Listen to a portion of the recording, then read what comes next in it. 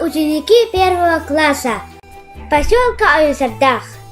Представляем вам наш первый мультфильм, который называется «Берегите природу».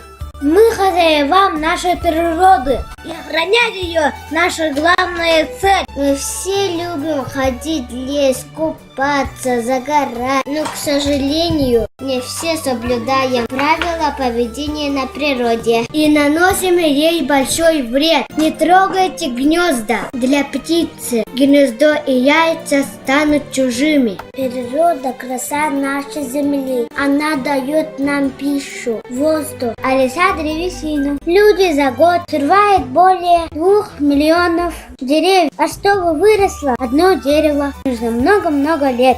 Нередко мы разводим костры. Из-за этого часто бывают пожары. Берегите лес от пожара. Не надо мусора в лесу. Когда лес чист, красив, опрятен, отдых вдвойне приятен.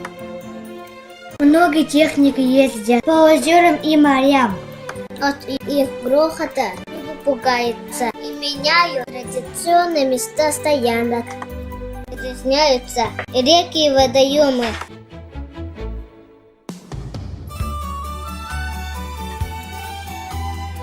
Дорогие ребята, природа – та нашей земли.